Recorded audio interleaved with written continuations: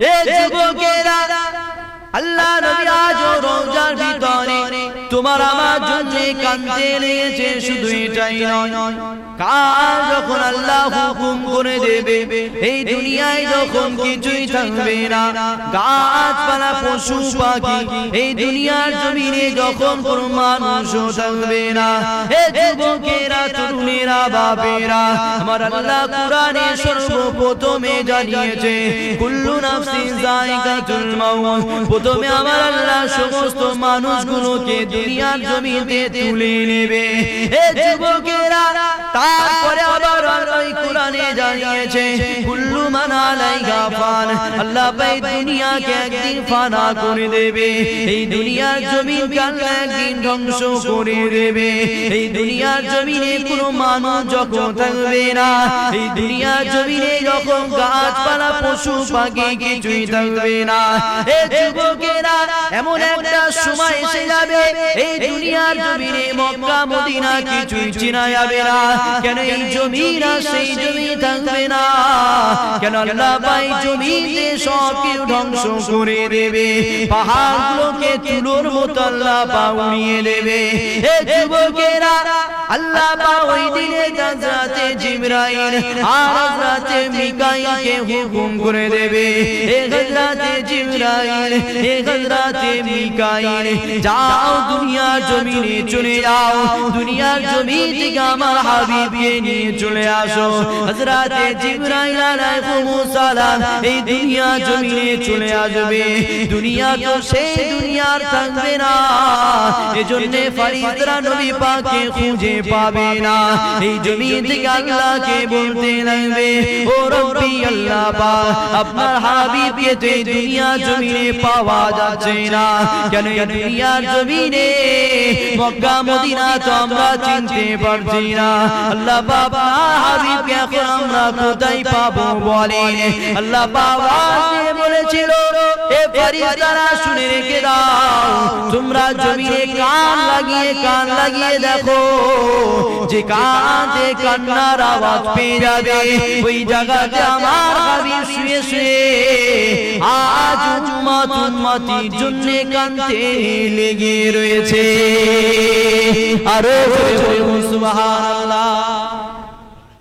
তাহলে নবীকে আল্লাহ 63 বছরের জন্য দুনিয়ার জমিনে পাঠিয়েছে।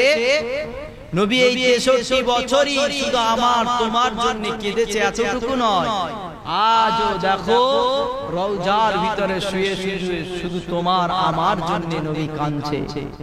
যেদিন আল্লাহ বলে দেবে কুল্লু নাফসিন যায়িকাতুল মাউত, সমস্ত মানুষকে আল্লাহ তুলে নেবে, আর আল্লাহ বলেছে কুল্লু মান আলাইহা ফান, যেদিন আল্লাহ এই দুনিয়া ধ্বংসের হুকুম দিয়ে দেবে, পাহাড়গুলো তুলোর মতো উড়ে যাবে, গাছপালা নদী নালা কিছুই থাকবে না, সব ওলট পালট হয়ে যাবে, সব কিছু ধ্বংস হয়ে যাবে, মক্কা মদিনা এই দুনিয়ার জমিনে কিছুই আর চেনা যাবে না।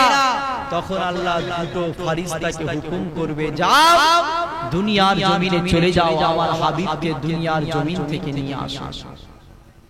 নবী পাককে দুনিয়ার জমিন থেকে নিয়ে যাবে, কিন্তু জিবরাইল আর মিকাইল আলাইহিস সালাম তারা মক্কার জমিনে রাসূল কোথায় আছে, মদিনার জমিনে রাসূল কোথায় আছে এটা চিনতে পারছে না। কেন? মক্কা মদিনা তখন আর কিছুই বোঝা যাচ্ছে না। তারা এই দুনিয়ার জমিন থেকে আল্লাহকে বলছে, আল্লাহ আমরা তো আপনার হাবিবকে পেলাম না, কেন মক্কা মদিনা কিছুই চিনতে পারছি না, কিভাবে আপনার হাবিবকে নিয়ে যাব? আল্লাহ আওয়াজ দিয়ে বলবে, ফেরেশতারা জমিনে কান লাগিয়ে দেখো, যে কান থেকে তোমরা কান্নার আওয়াজ পাবে তোমরা বুঝে নাও ওই জায়গাতে আমার নবী আমার বন্ধু শুয়ে শুয়ে আজ উম্মতির জন্য কাঁদছে। জোরে বলুন সুবহানাল্লাহ। আরে আল্লাহ নবী শুধু দুনিয়ার জমিনে কেঁদেছিল, রওজা মুবারকে নবী আমার কাঁদতে লেগেছে। কাল যখন দুনিয়া ধ্বংস হয়ে যাবে তখনও কাঁদবে, এটা নয়, এ যুবকেরা তরুণেরা বাপেরা আল্লাহ পাক যেদিন ময়দানে মাশর ঘোষণা করে দেবে আল্লাহ পাক যেদিন আমার নবীকে অনেক সম্মান দেবে আল্লাহ পাক যেদিন আমার নবীকে তার পাশে মতি সিংহাসনে বসিয়ে দেবে নবী পাক এমন করে মতি সিংহাসনে বসে থাকবে হঠাৎ করে নবী পাকের কানে একটা আওয়াজ আসবে উম্মতি মুহাম্মাদি দিকে জাহান্নাম তেড়ে তেড়ে যেতে লেগেছে এ যুবকেরা আল্লাহ নবী শরীরে জান্নাতি লেবাস খুলে ফেলবে নবী পাক এমন করে আশাদিন থেকে নেবে মাকামে মাহমুদ বলে একটা জায়গা রয়েছে হামদের জায়গা প্রশংসা জায়গা ওই জায়গাতে নবী আমার এসে সিজদায় পড়ে যে কাঁদতে লাগবে আমার আল্লাহ আওয়াজ দিয়ে বলবে আমার হাবিব রে দুনিয়া জমিনে তোমাকে 63 বছরের জন্য পাঠিয়েছিলাম 63 বছর তুমি উম্মতির জন্য কেঁদেছিলে আমার হাবিব রে তুমি যখন দুনিয়া জমিনে পর্দা নিয়েছিলে রওজার ভিতরেও তুমি উম্মতির জন্য কেঁদেছিলে যখন এই দুনিয়া জমিন আমি আল্লাহ ধ্বংস করে দিয়েছিলাম তখনও তুমি একা দুনিয়ার জমিনে উম্মতির জন্য কেঁদেছিলে আমার হাবিব রে আজকে আমি আল্লাহ তোমাকে অনেক সম্মান দেব আজকে তোমাকে অনেক ইজ্জত দেব আজকে দিনে তুমি কাঁদবে না কেন আমি আল্লাহ তোমাকে ওয়াদা করেছিলাম ওয়ালা সাউফা ইউতিকা রাব্বুকা ফাতারদা আমার হাবিব আপনাকে অচিরে এত দেওয়া দেব আপনি খুশি না হয়ে থাকতে পারবেন না আপনাকে পরকালে এত দেওয়া দেব আপনি রাজি খুশি হয়ে যাবেন আমার হাবিব আজকে দিন আপনি সিজদাতে মাথা তোলেন আপনার কি প্রয়োজন কি লাগবে আমাকে বলেন আল্লাহ নবী সময় বলবে ও রব্বি আল্লাহ পাক আমার একটা উম্মত যেন জাহান্নামে না চলে যায় এতে আমি নবী কান্না বন্ধ করব এবং আমি নবী এতে রাজি খুশি হয়ে যাব আরে সুবহানাল্লাহ তাহলে নবী 63 বছর জিন্দেগিতে শুধু কেঁদেছে আজও রওজা কাছে কাঁদছে কাল দুনিয়া ধ্বংস হয়ে যাবে তখনও কাঁদবে এটা নয় যেদিন আল্লাহ ময়দানে মাহশর ঘোষণা করবে তখন আল্লাহর নবীকে তো আল্লাহ অনেক সম্মান দেবে মতি সিংহাসনে আমার নবীকে বসানো হবে জান্নাতি পাগড়ি জান্নাতি লেবাস পরানো হবে সঙ্গে সঙ্গে নবীর কানে খবর আসবে উম্মতি মুহাম্মাদির দিকে জাহান্নাম উম্মতি মুহাম্মাদির দিকে জাহান্নাম তেড়ে তেড়ে যেতে লেগেছে যখনই এই খবর আসবে নবী আমার তোমাকে এত ভালোবাসে নবী আমার সঙ্গে সঙ্গে জান্নাতি লেবাস সব খুলে ফেলবে নবী আমার মাকামে মাহমুদ বলে যে জায়গা আছে ওখানে সিজদায় পড়ে সেদিন আল্লাহর কাছে কাঁদবে জোরে বলুন সুবহানাল্লাহ সেদিনও নবী কাঁদবে মাকামে মাহমুদের সিজদায় পড়ে পড়ে অন্য কোনো কারণ নয় শুধুমাত্র আমার তোমার জন্য কিন্তু দুঃখের বিষয় আজ আমি তুমি দুনিয়ার জমিনে এসে দুনিয়ার রং তামাশা নিয়ে সেই নবীর ইজ্জত সেই নবীর সম্মান ভুলে গিয়েছি সেই নবীর মিলাদে আসা বন্ধ করে দিয়েছি মুসলমান ঘরে ছেলেমেয়েরা বানা তরুণেরা এ নবী পাকের প্রেমিকেরা আল্লাহ বাবা নবীকে এত সম্মান এত ইজ্জত দিয়েছে নবী পাক এমন করে তাবুকে জমিনে দাঁড়িয়ে আছে আল্লাহ নবী দেখতে লেগেছে এই দুনিয়া জমিনটা আলোয় আলোকিত হয়ে গেছে আল্লাহ নবী চিন্তা করতে লাগলেন দুনিয়া জমিন আজকে এত আলো কোথা থেকে আসে দুনিয়ার জমিনে তো শুধু সূর্যের আলো থাকে আজকে দিনে এত আলো কোথা থেকে আসে নবী পাক যখন এরকম ভাবতে লাগে আল্লাহ পাক সঙ্গে সঙ্গে জিবরাইলকে পাঠিয়ে দিলেন এ জিবরাইল যাও দুনিয়ার জমিনে চলে যাও আমার হাবিবকে গিয়ে জানিয়ে দাও আজকে দুনিয়ার আলোকিত হবার কারণটা আমার হাবিবকে তুমি বলে দাও এ যুবকেরা আল্লাহ নবী দাঁড়িয়ে আছে তাবুকের ময়দানে হযরত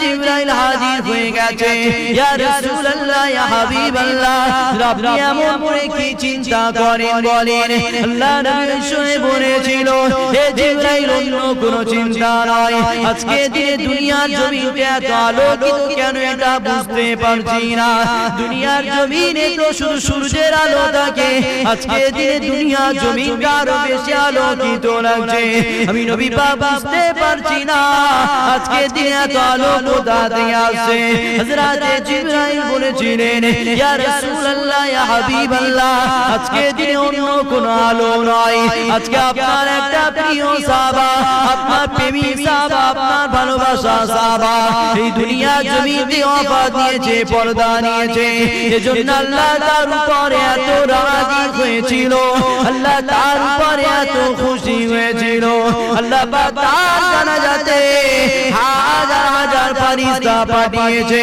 ইয়া রাসূলুল্লাহ ইয়া হাবিবাল্লাহ ফেরেশতারা এই দুনিয়া জমিনে এসেছে এজন্য ফেরেশতাদের আলোতে এই দুনিয়ার জমিনটা আলোকিত হয়ে গেছে হে যুবকেরা হযরত জিবরাইল বলতে লেগেছেন ইয়া রাসূলুল্লাহ ইয়া হাবিবাল্লাহ আপনি কি আপনার সাহাবা জানাজা নামাজটা পড়তে চান বলেন আল্লাহ নবী শুয়ে বলেছিল হে হযরত জিবরাইল আমি তো বর্তমানে তাবুকের জমিনে দাঁড়িয়ে আছি আর আমার সাহাবা ইন্তেকাল করেছে মদিনার জমিনে এখান থেকে মদিনার জমিন তো অনেক দূর এখান থেকে তো মদিনার জমিনে যাওয়াটা এখন সম্ভব নয় হযরত জিবরাইল বলেছিলেন ইয়া রাসূলুল্লাহ ইয়া হাবিবাল্লাহ আপনি যদি আপনার সাহাবা জানাজা নামাজটা পড়তে চান আজকে দিনে তাবুকের জমিন থেকে মক্কা জমিন মদিনার জমিনে যে দূরত্ব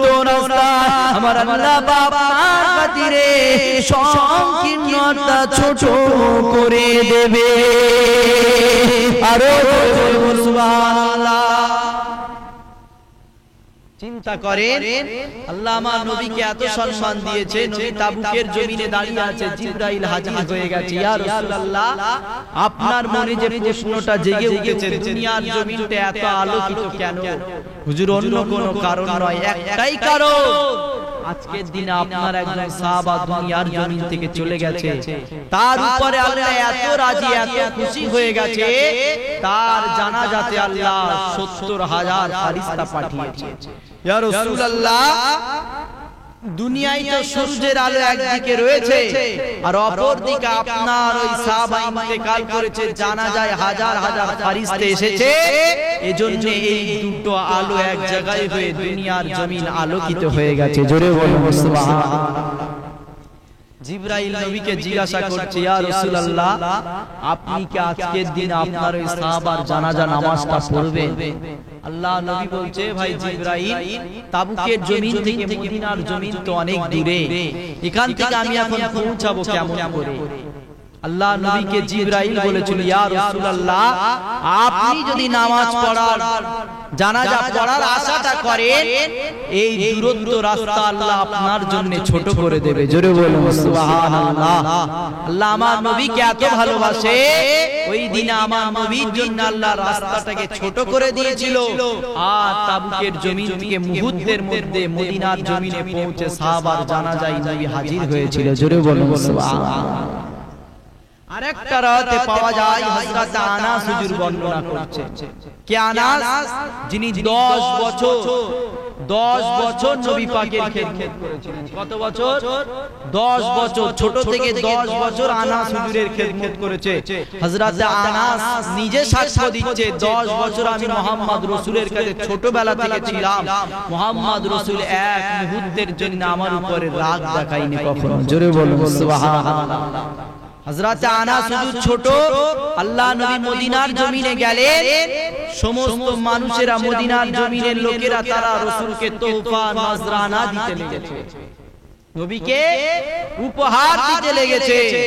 আর আনাস হুজুর দূর থেকে দেখছে যে মুহাম্মদ রাসূলকে সবাই উপহার দিচ্ছে। আনাস হুজুর দৌড়ে দৌড়ে দৌড়ে দৌড়ে বাড়ি চলে গেলেন। আম্মাকে গিয়ে বলছে, আম্মা জান, রাসূল এসেছে, মুহাম্মদ নবী এসেছে, সবাই তোহফা দেয়, গিফট দেয়, নজরানা দেয়।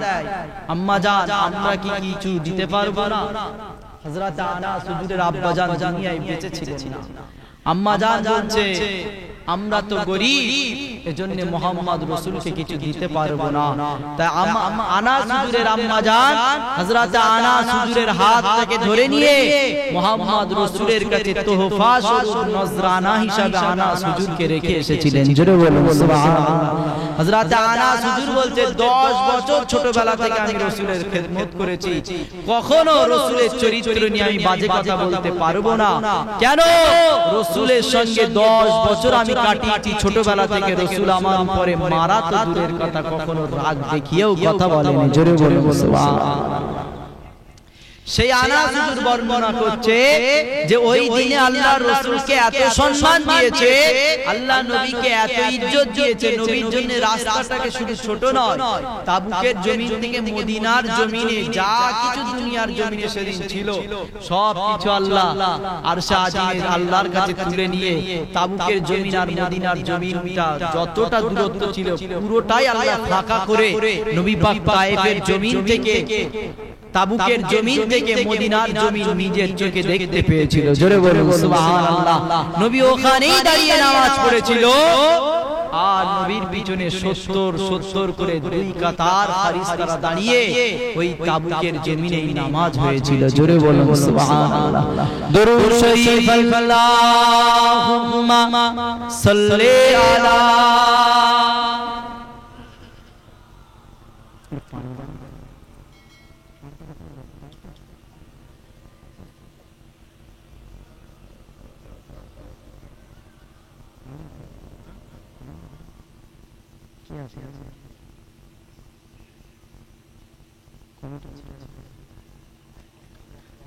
दुरूद शरीफ अल्लाहुम्मा सल्ली अला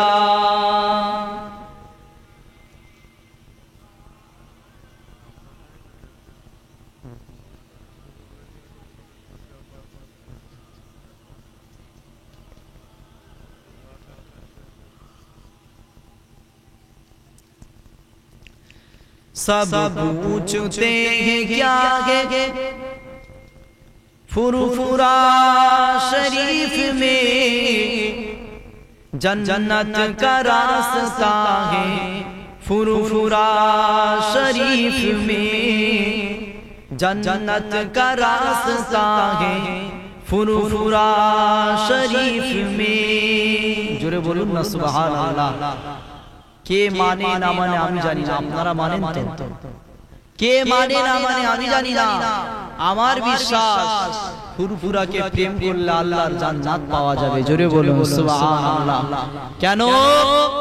ফুরফুরার পীর জুলফিকার আলী সিদ্দিকী হুজুর যখন ইন্তেকাল করেছিল, হুজুরের ইন্তেকালের মুহূর্তে 3 বার জান্নাত জান্নাত জান্নাত বলেছিল। জোরে বলুন সুবহানাল্লাহ।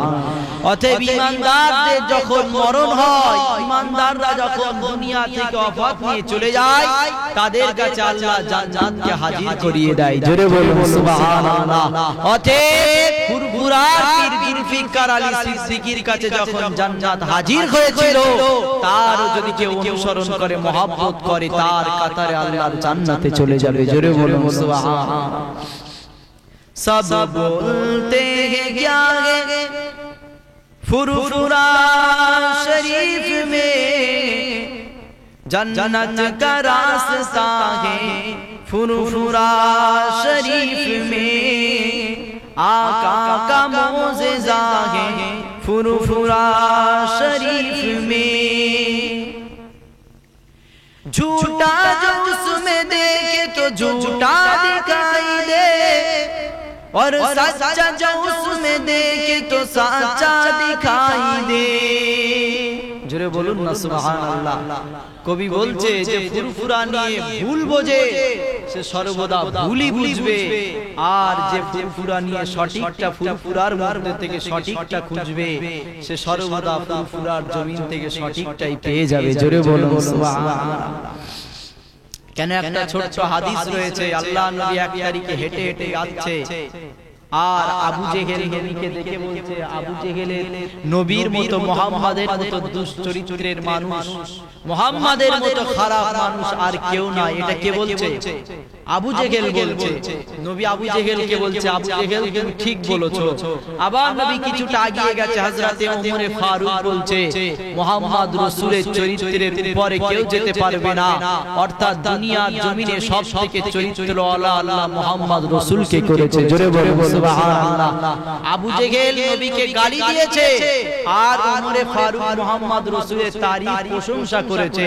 আবু জেহেলকে আল্লাহ নবী বলেছে, আবু জেহেল তুমি ঠিক বলেছো, আর ওমর ফারুককে নবী বলেছে, ওমর তুমিও ঠিক বলেছো।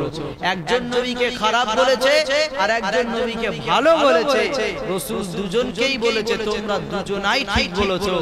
আর এই ঘটনাটা ঘটছে হযরতে সিদ্দিক আকবর আবু বকর দেখছে, তিনি সবকিছু দেখেছে যে একজন নবীকে খারাপ বলেছে আর একজন নবীকে ভালো বলেছে। আবু বকর সিদ্দিক জিজ্ঞাসা করছে, ইয়া রাসূলুল্লাহ আপনাকে একজন খারাপ বলেছে আর একজন ভালো বলেছে, আপনি উভয়কেই কেন বললেন যে তোমরা দুজনাই ঠিক বলেছো? কেন দুজনের কথা তো ঠিক হতে পারে না, একজন খারাপ বলছে একজন ভুল বলছে, যার হোক একটা কথা ঠিক, কিন্তু আপনি কেন দুজনের কথাই বললেন ঠিক? আল্লাহ নবী বলছে, আবু বকর শোনো, যার মনটা যেমন তার চিন্তা ধারাটাও তেমন। জোরে বলুন সুবহানাল্লাহ।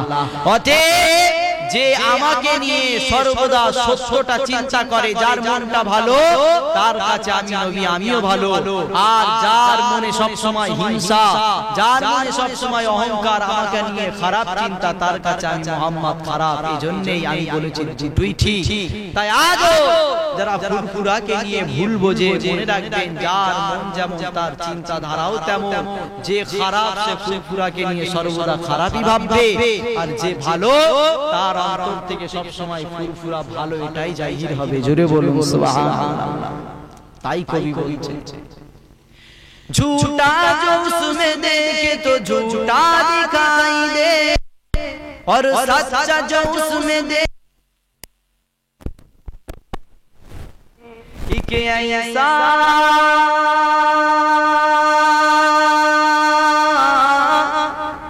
इके ऐसा लागे फुरफुरा शरीफ में, जन्नत का रास्ता है फुरफुरा शरीफ में, आका का मौजिज़ा है फुरफुरा शरीफ में। जिस वक्त मैंने देखा है मज़ार हुजूर का, मैं देखते ही हो गया गुलाम हुजूर का। जिस वक्त मैंने देखा है मज़ार हुजूर का, मैं देखते ही हो गया गुलाम हुजूर का। मेरे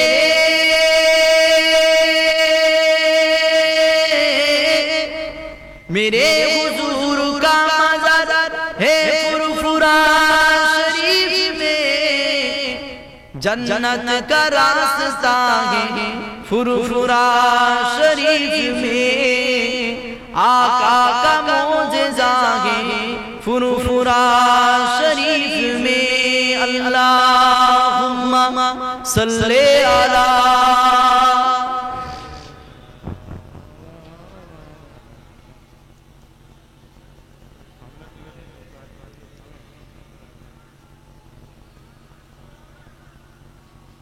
আমার আব্বারা ভাইরা, আমরা এমন একটা জায়গায় বসেছি, এই জায়গার অনেক সম্মান, অনেক গুরুত্ব রয়েছে।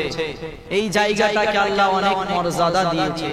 অতএব এই জায়গায় বসতে গেলে সর্বপ্রথম আদবের প্রয়োজন হয়। কেন এই জায়গায় সব সময় সত্য কথা, ভালো কথা, ন্যায় কথা শিক্ষা দেওয়া হয়।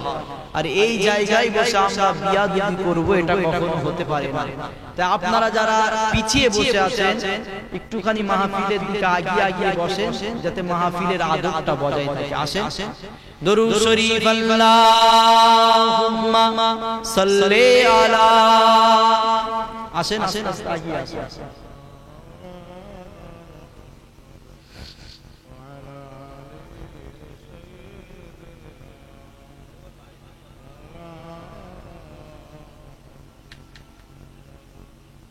আমার আব্বারা ভাইরা মনে রাখবেন, আজ আমাদের চলা ফেরা উঠা বসা ভুল হয়ে যাচ্ছে।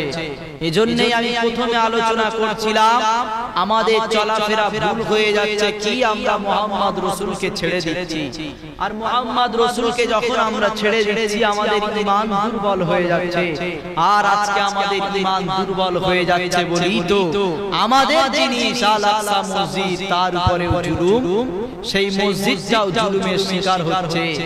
এজন্য সর্বদা চিন্তা করতে হবে কোন কাজ করলে কি করলে আমাদের ঈমান মজবুত হবে। কেন?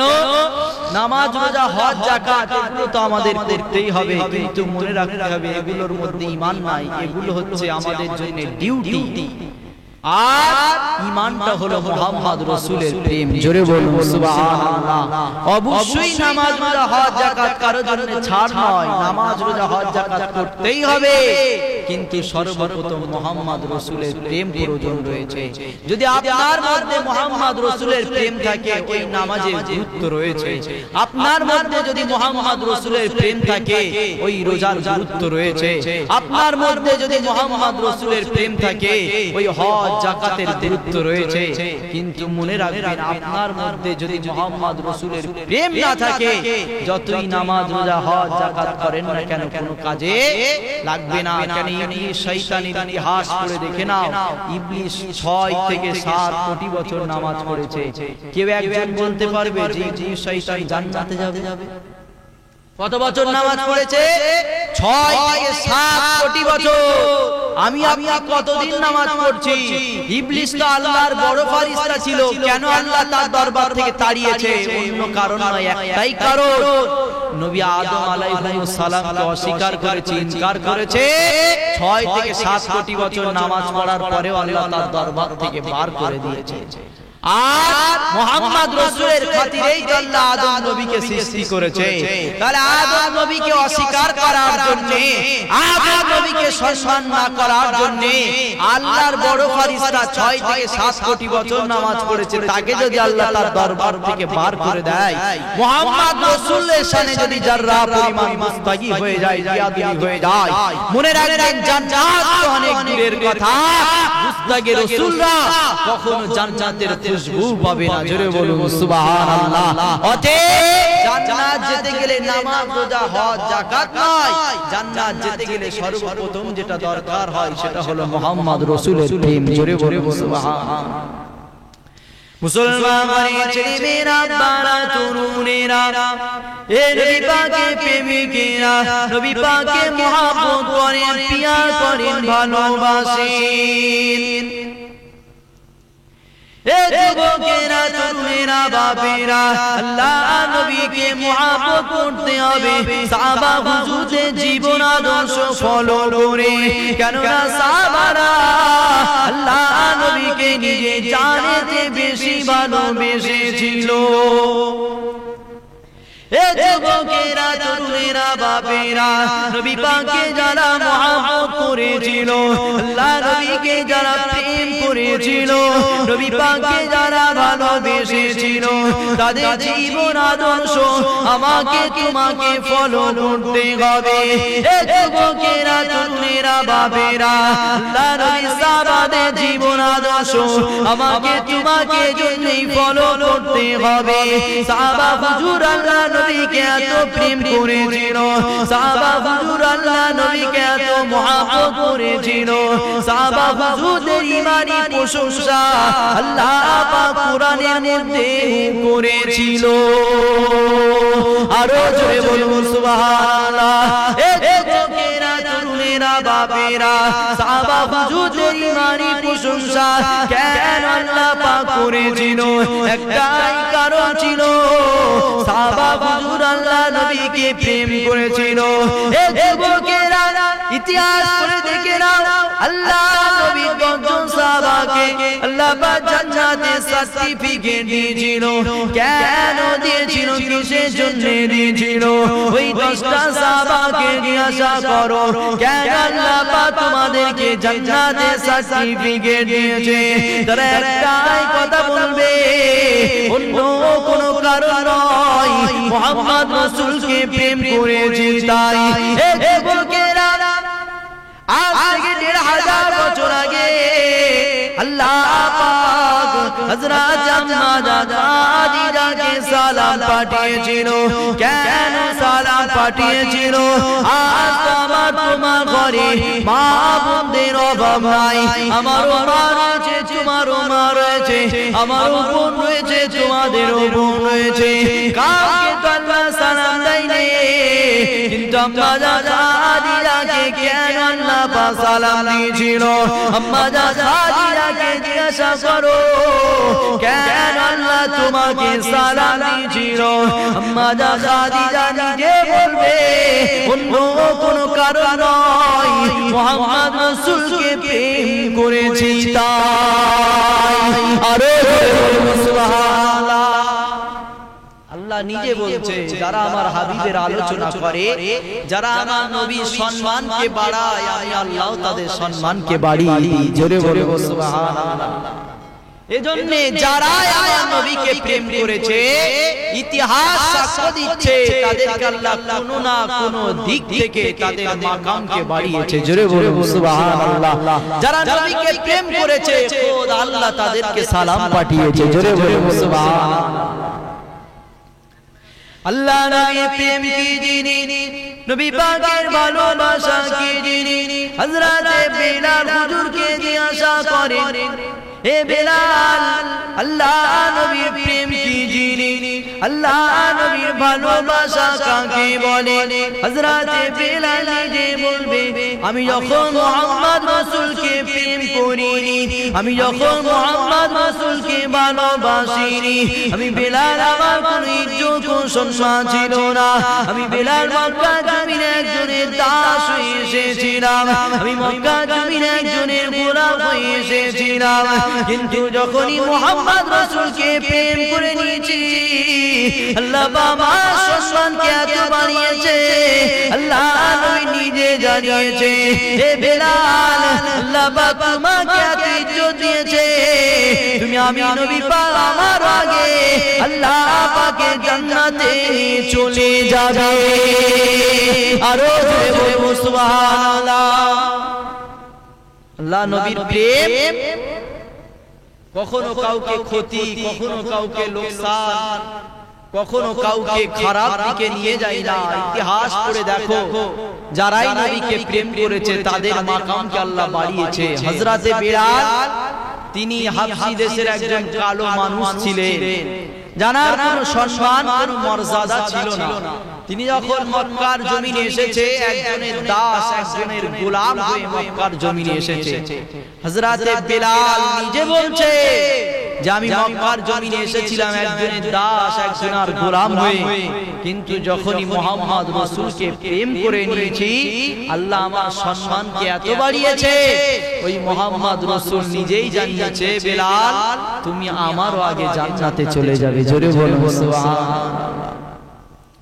মুসলমান ভাই ছেলেমেয়েরা বানা তরুণেরা এ নবী পাকের প্রেমিকেরা আল্লাহ নবী সাহাবারা নবী পাককে কেমন মুহাব্বত করেছিল শুনেন হযরত বেলাল যখন আল্লাহকে আল্লাহ বলে ঈমানি কলমা পড়ে মুসলমান হয়ে গেছেন এই খবরটা বেলাল হুজুরের মুনিবের কাছে পৌঁছে গেছে বেলাল হুজুর যার ঘরে কৃতদাস তার কাছে খবর পৌঁছে গেছে হযরত বেলাল হুজুরকে ডাক দিলেন এ বেলাল তুমি নাকি আল্লাহকে আল্লাহ বলে মুহাম্মদ রাসূলকে নবী বলে ঈমানি কলমা পড়ে মুসলমান হয়ে গেছো এ যুবকেরা হযরত বিলাল জানের পরোয়া না করে মার খাবার ভয় না করে এমন করে যার বাড়িতে কাজ করতেন তার মুখের উপরে বলে দিয়েছে,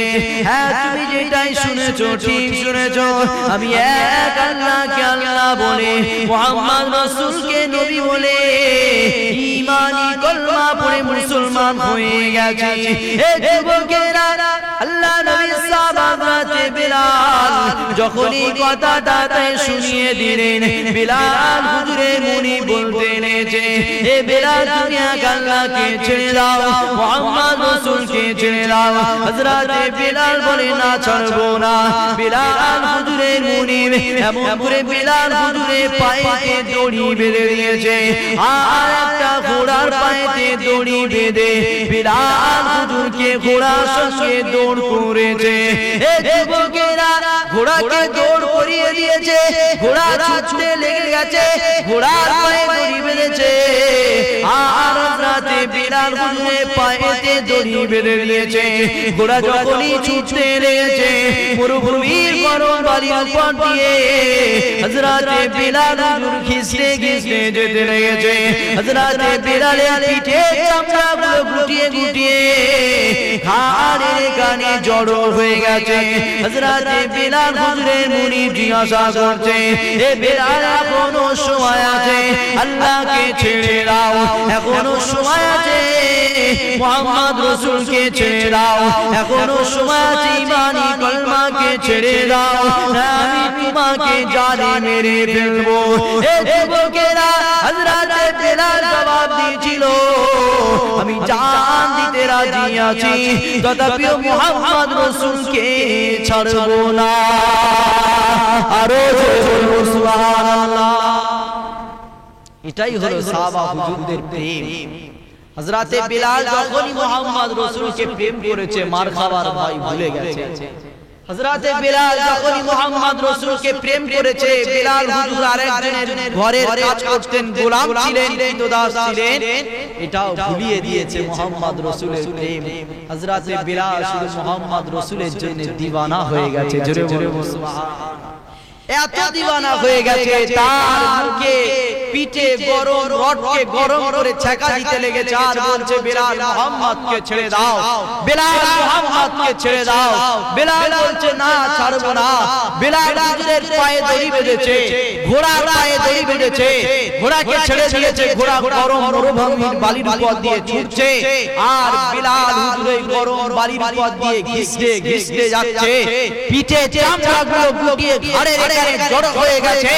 বিলাল হুজুরের মুনি বলছে, বিলাল মুহাম্মদকে ছেড়ে দাও। বিলাল বলছে জান দিয়ে দেবো, তথাপিও মুহাম্মদ রাসূলকে ছাড়বো না। জোরে বলে সুবহানাল্লাহ।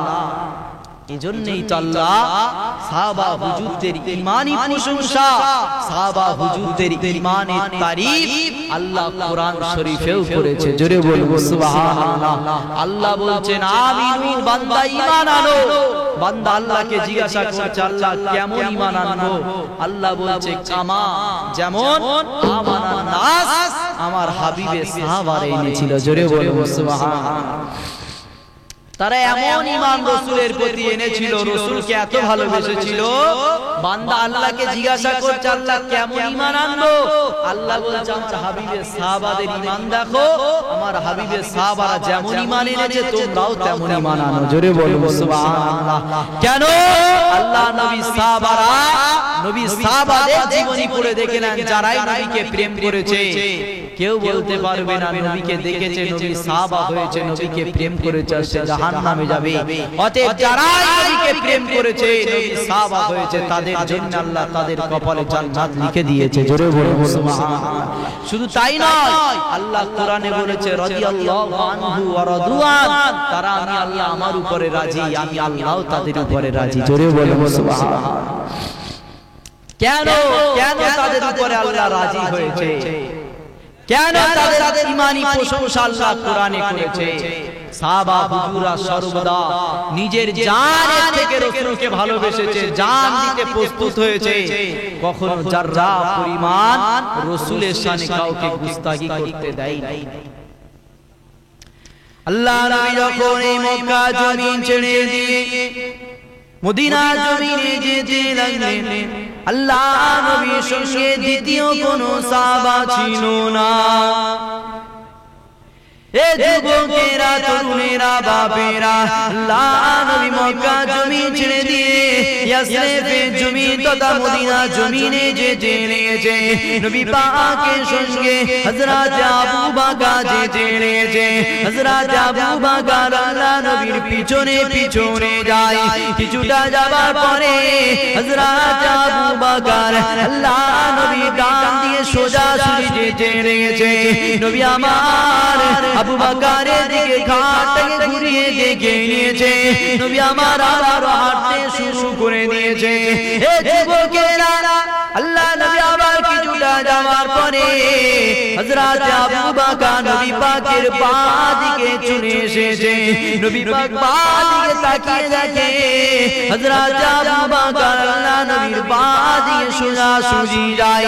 নবী আমার আবার হিজরত করতে লেগেছে। নবী আমার আবার হাঁটতে শুরু করে দিয়েছে। নবী আমার আবার কিছুটা যাওয়ার পরে হযরত আবু বকর নবী পাকের সামনে চলে এসেছে। প্রথমে পিছনে হিজরত করতেছিল, কিছুক্ষণ যাবার পরে ডান দিকে চলে এসেছে, আবার কিছুক্ষণ যাবার পরে বাঁ দিকে চলে এসেছে। নবী আমার কোনো কথা বলে না, নবী আমার কিছুই জিজ্ঞাসা করলো না।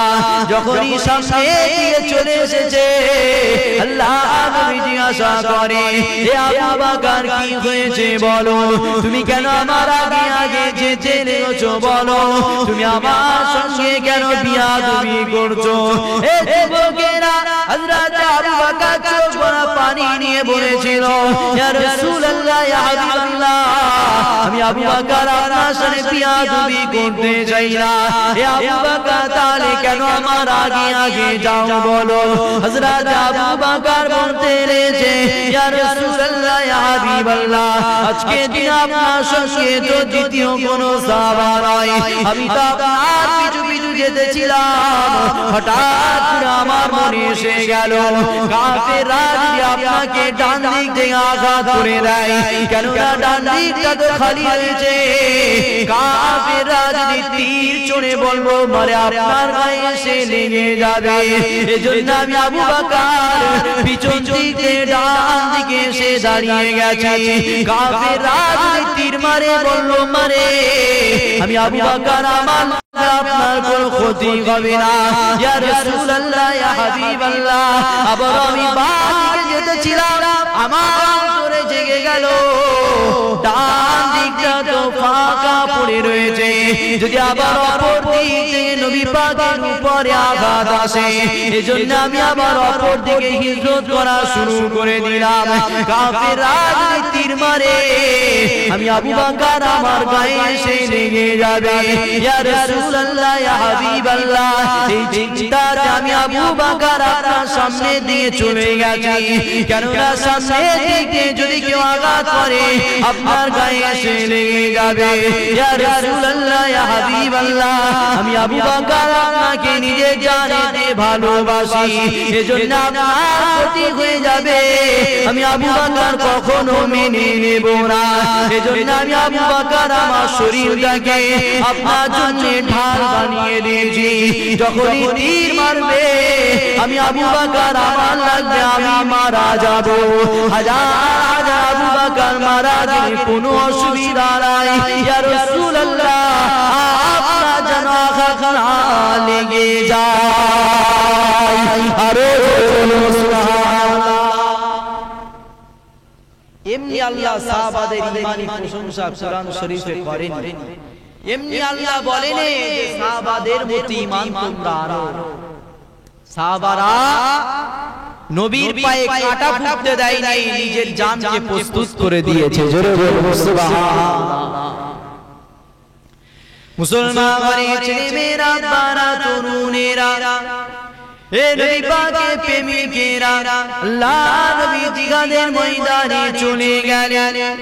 হঠাৎ করে একটা খবর চারিদিকে ছড়িয়ে গেছে, নবী পাক যুদ্ধের ময়দানে নাকি শহীদ হয়ে গেছে, নবী পাককে দুনিয়ার জমি দিয়ে চলে গেছে।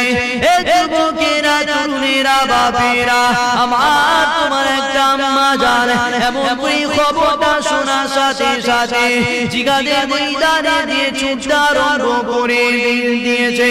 এমন সময় দেখা যায় একটা মানুষের সঙ্গে দেখা হয়ে গেল, আল্লাহর বান্দাকে জিজ্ঞাসা করতে নিয়েছে, বলো আমার রাসূলুল্লাহ এখন কেমন রয়েছে?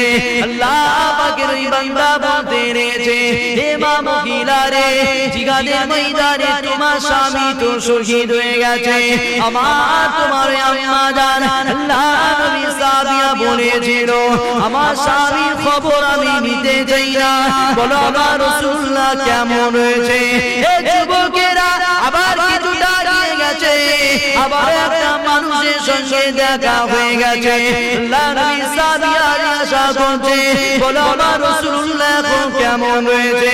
আল্লাহ বান্দা বলতে নিয়েছে, হে মা মহিলা রে, জিহাদের ময়দানে তোমার ভাই শহীদ হয়ে গেছে। আল্লাহ নবী সাবিয়া বলতে নিয়েছে, আমি আমার ভাইয়ের খবর নিতে চাই না, বলো আমার রাসূলুল্লাহ কেমন রয়েছে? আল্লাহ নবী সাবিয়া আবার কিছুটা এগিয়ে গেছে, আবার একটা মানুষের সঙ্গে দেখা হয়ে গেছে, বলো আমার রাসূলুল্লাহ কেমন রয়েছে? হে যুবকেরা, আল্লাহ নবী সাবিয়াকে বলতে নিয়েছে, হে মা মহিলা রে, জিহাদের ময়দানে তোমার সন্তান শহীদ হয়ে গেছে। আম্মা জান বলতে লেগেছে, আমি আমার সন্তানের খবর নিতে চাই না, বলো আমার রাসূলুল্লাহ এখন কেমন রয়েছে? হে যুবকেরা, আল্লাহ নবী সাবিয়া আমার তোমার আম্মা জান এমন করে জিহাদের ময়দানে হাজির হয়ে গেছে, আল্লাহ নবীকে দেখতে পেয়ে গেছে। যখনই নবী পাককে দেখেছে, আল্লাহ নবী সুস্থ রয়েছে, আমার তোমার আম্মা জান এমন করে মুচকে হাসি শুরু করে দিয়েছে। আল্লাহ নবী রাগ করে তম্বি করে বলতে লেগেছে, হে মা মহিলা রে, আজকে জিহাদের ময়দানে এমন করে আমার সাহাবারা শহীদ হয়ে গেছে, এখন কেন তুমি হাসতে লেগেছো বলো? আল্লাহ নবী সাবিয়া আমার তোমার আম্মা জান বলেছিল, ইয়া রাসূলুল্লাহ, ইয়া হাবিবাল্লাহ, জিহাদের ময়দানে আমার স্বামী শহীদ হয়ে গেছে, আমার অন্তরে কোনো দুঃখ নাই, আমার অন্তরে কোনো ব্যথা নাই, জিহাদের ময়দানে আমার ভাই শহীদ হয়ে গেছে, আমার অন্তরে কোনো দুঃখ নাই, ব্যথা নাই, জিহাদের ময়দানে আমার সন্তান শহীদ হয়ে গেছে, আমার কোনো দুঃখ নাই, অসুবিধা নাই। ইয়া রাসূলুল্লাহ, ইয়া হাবিবাল্লাহ, আপনি ভালো আছেন, আমি আপনার সাবিয়া, আপনাকে দেখে আমিও ভালো আছি। আরে সুবহানাল্লাহ। এজন্যই তো আল্লাহ নবী সাহাবাদের ঈমানি প্রশংসা আল্লাহ কোরআনে করেছে। তা আমরা রাসূলকে ভালোবাসবো কি করে? আল্লাহ কোরআনেতে রাসূলকে ভালোবাসার কথা বলেছে, তাই রাসূলকে ভালোবাসবো কি করে সেই পথ আল্লাহ দেখিয়ে দিয়েছে। কি তোমরা যদি আমার রাসূলকে ভালোবাসতে চাও, সাহাবা হুজুরদের জীবন আদর্শ ফলো করো। সাহাবা হুজুররা যেভাবে রাসূলকে ভালোবেসেছে তোমরাও বাসো। সাহাবা হুজুররা রাসূলকে ভালোবেসে জান্নাত গেছে, তোমরাও যদি রাসূলকে ভালোবেসে প্রেম করে মহব্বত করে নাও, তোমরাও জান্নাতে চলে যাবে। জোরে বলে সুবহানাল্লাহ।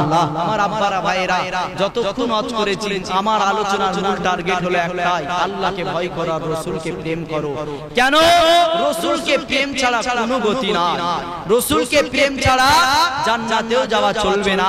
কেন? আদম নবী থেকে ঈসা সমস্ত নবীরা জান্নাতের দরওয়াজার সামনে দাঁড়িয়ে যাবে জান্নাতে যাওয়ার জন্য। জান্নাতি দ্বারক বলবে না জান্নাতে যাওয়া হবে না। কেন? কিসের জন্য? আল্লাহ তো হুকুম করেছে জান্নাত যাওয়ার জন্য, কেন জান্নাত যাওয়া হবে না? জান্নাতি দ্বারকরা বলবে মুহাম্মদ রাসূলের পারমিশন লাগবে। জোরে বলবো সুবহানাল্লাহ।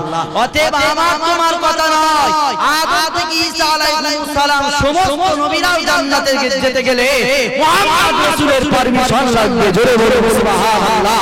অতএব সেই মুহাম্মদ রাসূলকে প্রেম করে নেন। আল্লাহ জান্নাত জুলফিকার আলী সিদ্দিকী ছোট হুজুর পীর কেবলার দরবারে যেমন হাজির করেছিল, খবর নিয়ে দেখো কেন হাজির করেছিল।